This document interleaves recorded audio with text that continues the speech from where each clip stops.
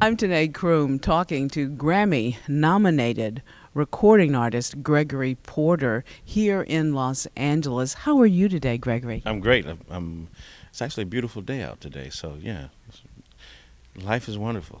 Life has got to be wonderful because this is the second time that you have been nominated for a Grammy. The first time in jazz, and this time has got to be, I'm corny, so bear with me, Gregory, is jazzy because now you're nominated in the R&B category. Yeah, yes, and I think that's best traditional R&B performance is the category. Yes. Real Good Hands. Yeah, yeah, Real Good Hands. The song came about by personal experience. My then girlfriend's father, gave me that conversation on the phone. He was like, what are your intentions with my daughter? And it was an intense conversation. He put all of his passion and energy into the conversation, and I couldn't speak. So, and my response to him 2 or 3 days later was this song. Mama, don't you worry about your daughter, 'cause you're leaving her in real good hands. I'm a real good man. Now the picture of this man is slowly coming into view.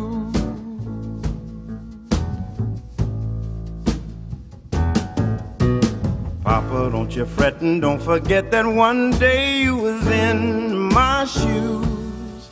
Somehow you paid your dues. Now you're the picture of the man that I someday wanna be.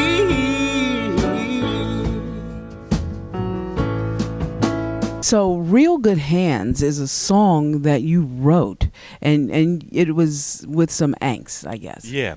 Well, I just wanted to express to him, that I love his daughter just like he loves his daughter. And my intentions were honest and straightforward. And I just, sometimes the best way I express myself is in my music. And that's just the way it came out, I wanted to have a good long conversation to him about, oh, don't worry, relax. Things are going to fall into place just like you like. But, the way I said it was the way that it worked out. And he's now glad, and I'm now glad that from that conversation, that angst, that confrontation,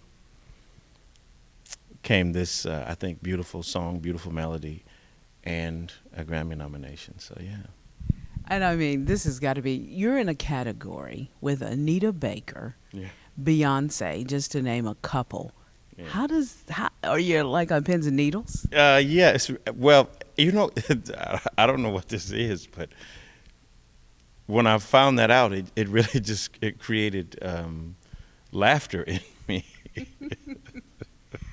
Because Beyonce is just, probably the biggest star on the planet. Mm-hmm. And Anita Baker is the backdrop and the background music to my life for the last 25, 30 years. And so just those two lovely women, being in the same category with them, that's an extraordinary thing. It's interesting. I was thinking this morning, I was like, oh, Beyonce or Anita Baker probably did the same thing I did. She looked at everybody who was in the category, and then she listened to the song. Mm-hmm. So I was like, maybe Beyonce was just sitting back on the couch with Jay-Z, right? And they were listening to Real Good Hands. Uh-huh. I'm always fascinated. After you record music, you don't know where it goes. It goes wherever it goes, yes, into anybody's environment, anybody's home. Yes, and it affects them, and I'm always fascinated by that. And so yeah. That was. I'm thrilled. Actually, I'm thrilled that I'm in this category, and it's just very excited. There's nothing like Gregory Porter to me that I've ever heard. There's no other artist to me like Gregory Porter, and I'll give full disclosure. I'm a major fan. I heard you for the first time last year in Pittsburgh, Pennsylvania, and I sat there mesmerized because I heard Al Jarreau, who's my, first of all, greatest singer of all time to me. Yeah. I love Al Jarreau. Yeah. I bowed Al Jarreau's feet. And I heard Donny Hathaway, and I heard Nat King Cole, but then all of a sudden I heard Gregory Porter. In other words, there's not a definition, there's no category. And then I heard the scatting. I heard you do so many dips and dives, and then again, I couldn't categorize because I said, there's Gregory Porter.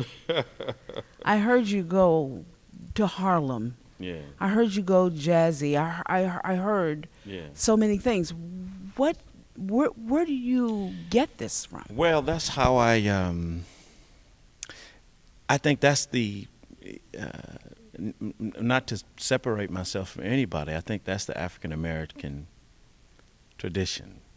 I think we are blues, gospel, soul, you know, and jazz. And I think that's, I feel like, when I first heard jazz for the first time, I always felt like, I was like, wow, those horn players, they play like my grandfather talks.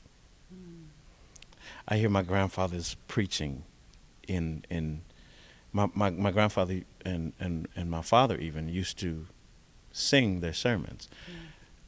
Mothers, help your daughters, fathers, help your sons, keep them away from the cold, cruel, wicked ways of the world. I heard Gary Bartz play that line. I heard, Coltrane, play those notes and that sound. And so I immediately, through the gospel, connected myself to jazz. And in gospel, there's soul. In gospel, there's R&B. And so I was like, well, this whole family is connected. And so, yeah. So when you're not performing, when you're not writing, what do you do for fun? Yeah, I love to cook. And I have a new family. I got married last year, and I have a brand new little boy. He's 2 months, so. Congratulations. Yeah, the time that I do have, thank you so much. At the time that I do have, I've been touring pretty hard the last year. So the time that I do have, I spend with them and with my family and my friends. I'm even, for the next album, I'm writing a song of apology to some of my friends because, I just want to let them know that I consider them and I think about them, but I don't see them as often. So, hey, friend, I just want them to know that I'm thinking about them, considering them, and the times that we've had live with me as a reel in my mind. And they're not, I don't feel there's any distance between me and the friends that I have been able to speak to in some time because I keep them with me. They're like, Any lullabies for your baby? That's what I was working on before I came down. It may make the album, it may not. I don't know, but because it's for me first, right? Right, of course. Yeah, cornbread and caviar. Cornbread and caviar dreams. Will you understand me when I sing a lullaby, little boy?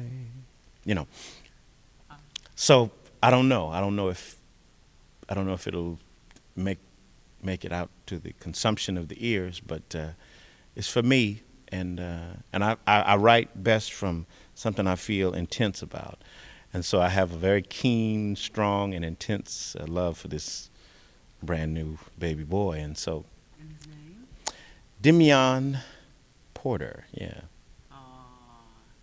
This is Gregory Porter, and you are watching EUR Web.